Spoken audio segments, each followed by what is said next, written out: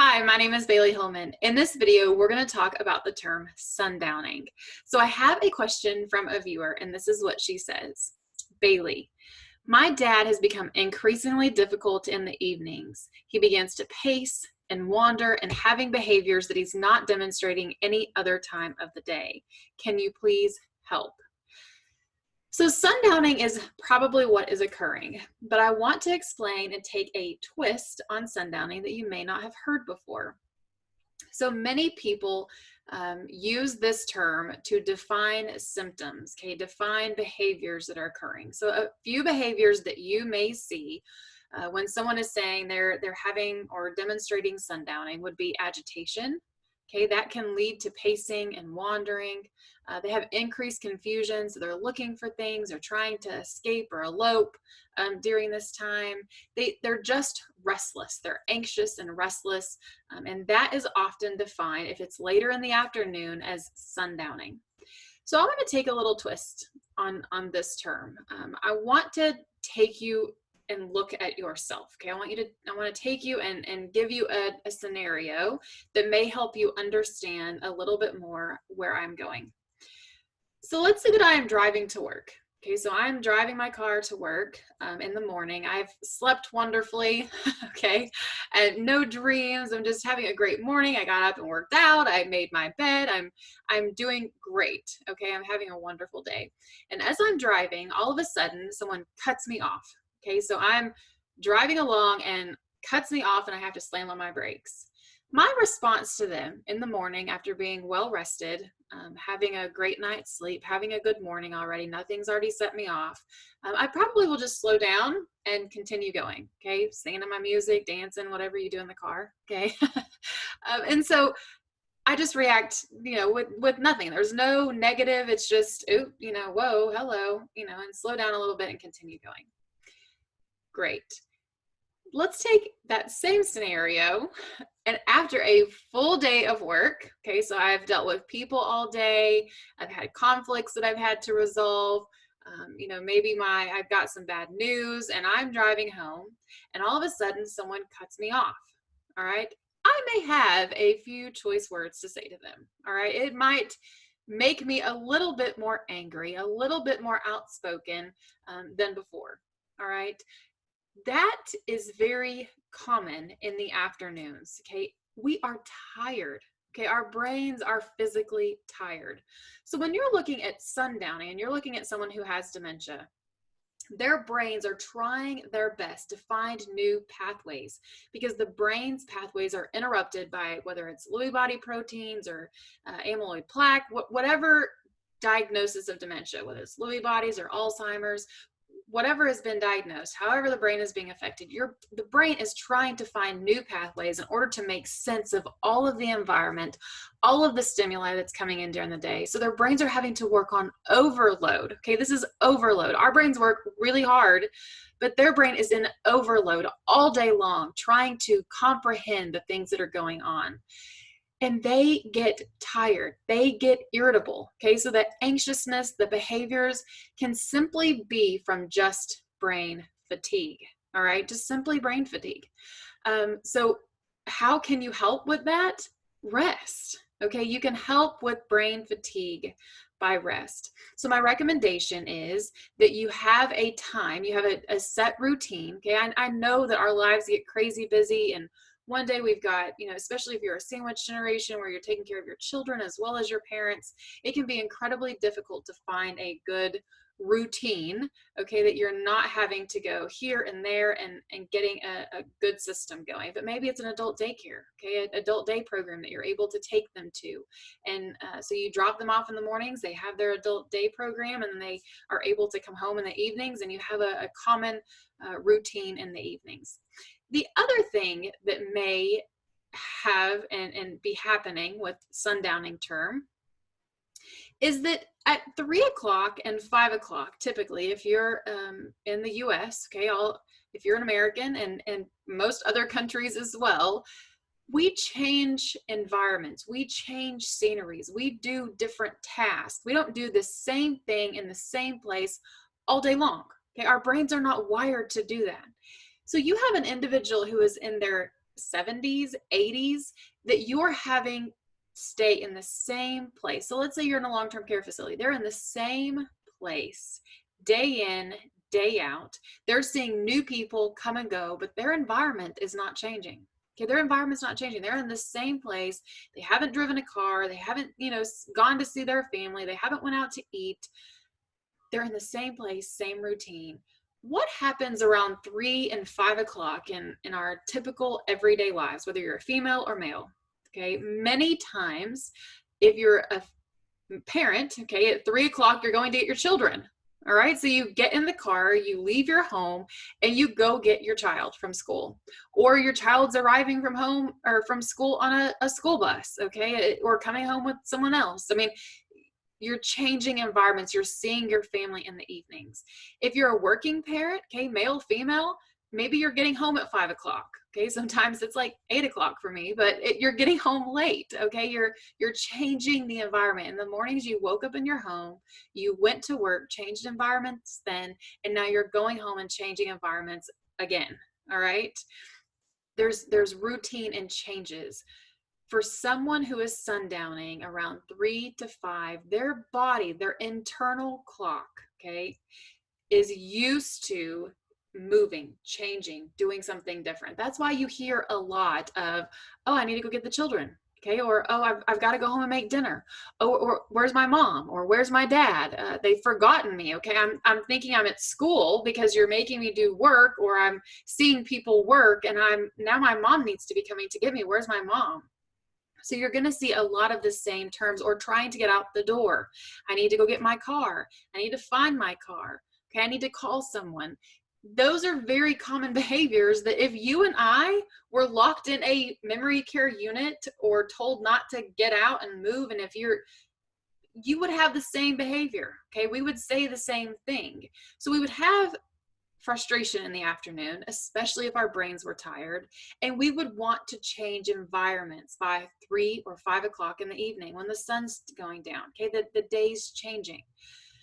So there is a lot of things that you can do for sundowning. Okay, if you look at it like it is simply brain fatigue. All right, brain fatigue and the internal clock that is telling them that something needs to be different. All right, so let me talk about a few tips that you may try with your loved one, or if you're in a long-term care facility with individuals who you have in your care.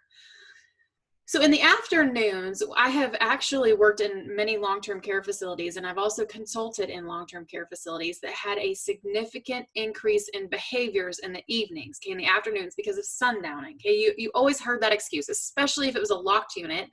Okay, your team's always saying, oh, well, it's just sundowning, or family members, oh, well, it's sundowning. Okay, it's like it's a normal part of dementia, and it's okay because it's going to happen, so it's sundowning. And no, it's not. It's a behavior. It's a communication, something that they need, and they're trying to communicate it to us. So I'm going to help you understand how to meet that need. So if you're looking at it like it's brain fatigue, rest. All right. I have done so many interviews with seniors, and the one thing that is very common amongst all of them, and even with myself, I would love to be able to do this, but it's very common with seniors, is that in the afternoons, what do they do after lunch usually? Take a nap. They are tired. Okay, their body is physically tired. I am in my 30s, all right, and my body's tired in the afternoons. I can only imagine in 50 years from now what my body is going to feel like. I'm gonna need a nap, okay, especially after I get a good lunch and I'm tired. I want to take a nap. I don't want to take a nap hunched over in my wheelchair. Okay, I don't want to take a nap sitting up in bright lights. That's not how I want to take a nap. That's not how I'm going to sleep well. So if you can put them in their bed, all right, or in a nice comfortable chair with the lights dimmed, you might turn on some classical music, decrease the stimuli in the environment, all right, because again, their brains are working really fast trying to process all of this input. So if you're at home, this might be a lot easier than if you're in long-term care. I highly, highly recommend in long-term care that you try this. Okay, I have done this in multiple buildings and have found huge successes, but I will tell you the team was a little hesitant at first. All right, this takes some work. Yes, you need to put them in bed. Okay, no, they're not going to stay there very long because you're going to have to get them up in a minute. Okay, and not in a minute, but in an hour or two. And it's going to require, and I get this excuse a lot, they're high fall risk, they're high fall risk. Well, everybody in long-term care is mostly high fall risk. And they're going to be even a higher fall risk if you leave them in their wheelchair alone, tired, and then hunched over and fall out of their chair, or try to get up because they're trying to readjust in their chair from being tired of sitting in it all day long, that then they're going to end up falling. And you're going to have a fall regardless. And so it's okay to put them in their room safely. Okay, you can safely put them in their room, and they're not going to stay there very long. All right, but they need to rest. Their brain needs really low stimuli. The environment is key. Okay, environment. If you watch my videos, you have heard me say environment. Okay, that plays a huge part in how our loved ones or how our residents that are in our long-term care engage during the day. All right, if I have the lights down all day, they're going to be depressed and bored and tired, and everything's going to be confused. Okay, because they're going to think it's nighttime all the time, and that's not the case. You have to set the environment to help them. So if I'm doing rest and relaxation, then I want to make sure that I have the lights dimmed, classical music going, the blinds pulled, okay, where it's a nice, cool, quiet environment for someone to take a good nap. All right, it's afternoon right now as I'm recording this. I could go take a good nap right now. That would be fantastic. I would really enjoy that. I am tired, okay, and I'm in my 30s. And I don't have dementia, so my brain is functioning somewhat normal, okay?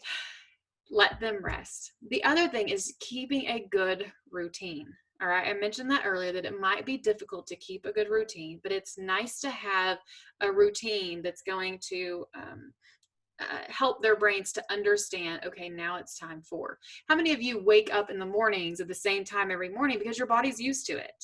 Right? You're hungry at a certain time because your body's used to it. And you might not be 12 o'clock, 7, I mean, you might not be the same time of being hungry as I am, because you might work a different schedule, or your body might be used to being fueled at different times of the day. So your body may be a little bit different.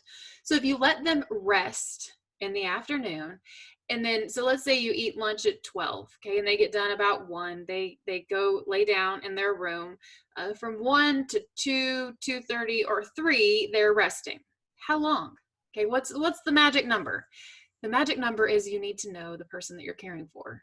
Okay, that's the magic. You have to know who you're caring for. For me, you let me take a nap for 3 hours in the afternoon, and I'm going to wake up grouchier than I did if I had just stayed up and not went to bed. All right, I am going to bite your head off. Okay, I'm probably going to beat you up if you try to do anything with me, because I have slept too long. I have taken too long of a nap. You let me have a 10 to 15-minute nap, sometimes I'm great. Okay, I'll pop right back up and be ready to go and have full energy. You let me have a good hour, I'm gonna probably be fine. Okay, but not 3 hours. You're gonna make me very angry. And so it's gonna depend on the person, because there's a lot of people that are like, no, please do not wake me up after 10 minutes. Do not wake me up after an hour. You had better let me sleep for at least 3 hours, because that's how much I need in order to really rest.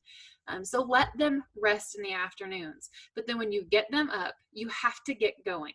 What this does is it tricks their brains to thinking it's somewhat morning again. Okay, it's somewhat I'm awake and alert, and I'm going to be able to function and interact and engage with you.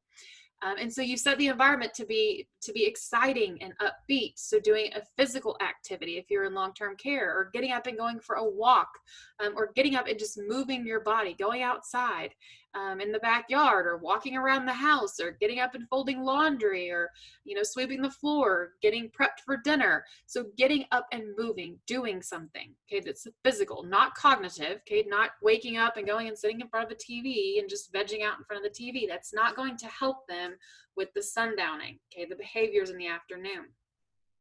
The other thing you might think about is when they get up, changing environments. Okay, it's okay to change environments. Having them in the front living room during the day working on a project, but then moving them to the back. Okay, or taking them in a drive around the neighborhood and then coming back and then, setting them up in a different part of the house. Or if you're in long-term care, moving them into different parts of your unit. All right, that will help to stimulate and change the environment in order to help them with I got to go home, right? I've got to go get my kids. I got to make dinner. I've got to do something different than what I've been doing all day long because I'm bored out of my mind. All right. Engagement. During the day, they have to be engaged. That's the third thing is you got to keep them engaged. You got to keep them active. All right. Keeping them going and moving and energized. If they're just sitting in front of a TV all day, or if you're just doing cognitive activities all day and they're not able to really engage, you're going to have behaviors. Okay. You're going to have these anxiety and anxiousness and trying to elope and wandering. Those are going to be behaviors because you haven't kept them engaged. So engagement and activity is so important. Okay. So important. And it's not just because I'm an occupational therapist or activity professional or any of that I'm so passionate about it. It's because it's true. Okay. It's very true. Engagement is the key. Activity is the key. You might also look at the lighting in the room. All right. A lot of times, we don't set the environment. I talked a little bit about this already, is that the dimmer, the darker the room is during the day, the more difficult it's going to be for them to be able to see, is it day or is it night? All right. Is it day or night? Opening up the windows, all right. Getting in that fresh sunlight, going outside. All right. Even if it's cold, bundle up, go outside for a few minutes, get into the sunshine. All right. So making sure that you have good lighting. Another thing is medication. Okay, so there may be some medications that are causing these behaviors, and so if there is, then you want to make sure that you're getting that reviewed by either a pharmacist or your doctor or whoever you might go to that prescribes your medication, and say, hey, they're having these symptoms in the evenings that are causing them to be anxious and upset and wandering a lot more. So can we look at the side effects of possibly their medications? So those are a few tips that you can take in consideration whenever you're looking at, my loved one has these behaviors in the evening. Okay, they have these behaviors and somebody telling you, oh, it's just sundowning, it's normal. It doesn't have to be normal. Okay, look at it like it's brain fatigue. Look at it like they're tired. Okay, they're irritable, just like you and I would be. At 2 or 3 in the afternoon, I have to tell you, I could lay down and sleep. Or I could lay down and sleep. I could go home, I could change environments, and I could lay down and sleep. All right, most of us have that lull in our day. Eat good, healthy foods at that time. Okay, give them a snack at that time to fuel their body, to give them that energy to keep going. All right, giving them fluids, giving them water and hydration during that time will help stimulate. Cold water, okay, is really good to help stimulate. Keeping them active. All right, keep active, look at medication, try to change that internal clock by giving them rest in the afternoons. I told you that I have done this in other buildings, but a lot of the nursing team was like, I know, like, this is not good. I'm not putting everybody down. They're fall risk. It's not going to work. It's not going to work. And I would beg them, please, like, give me a month. Okay, just give me a month. Let's try it for a month. Let's really honestly try it for a month and see how it goes. And I'm telling you, after that month, they're like, shh. Quiet, it's sundowning time, right? It's rest and relaxation. That's what we call it, is rest and relaxation. Quiet, it's rest and relaxation time. Nobody talk, all right? No cleaning the floors, no vacuuming during this time. This is their time to rest, all right? They're resting. It's okay to let them rest in the afternoon. It's okay to not clean the floors after lunch. All right, it's okay to give them an hour to an hour and a half to 2 hours. In long-term care, I usually say around 1 to 2:30 is really good. Getting them up at 2:30, having a 3 o'clock big activity, and then usually it's your activity professionals are documenting and going home. The residents are getting ready for dinner time. Okay, they're getting prepped and ready. That's kind of a chill time. But at 3 o'clock, you better be upbeat, going, good, energetic activity, or it's not going to help with, I got to get up, I'm bored, okay, I'm tired, I need to move. You're going to have a good activity around 3. Same thing at home. Get them up, move them, and then around 3:30, 4-ish, you can start getting ready and prepping for dinner, and then having dinner at 5, and they usually are in bed 7, 8, sometimes laying in bed watching TV, 9, 10, okay, or night owls that just like to stay up like me. So that is my tips and tricks for sundowning. I hope that this helps someone. I hope that you find some tricks in here. Maybe you've tried a lot of them, but hopefully there's something new that you haven't tried. If you've tried all of them and none of them are working, please reach out to me. Okay, I would love to hear from you and maybe help you problem solve. I am a problem solver. I love difficult cases, okay, not difficult people, but difficult cases, difficult things to try to solve.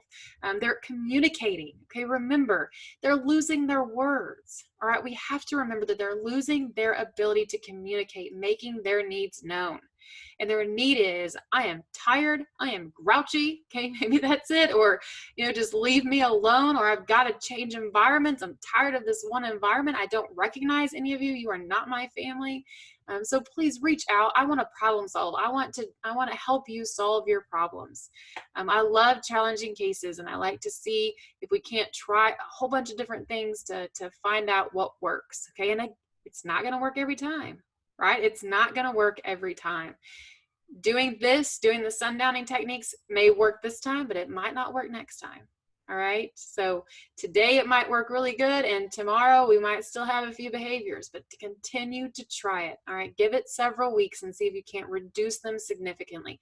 They may not go away completely, but we might be able to reduce them significantly. All right, reach out if you need anything. Thank you.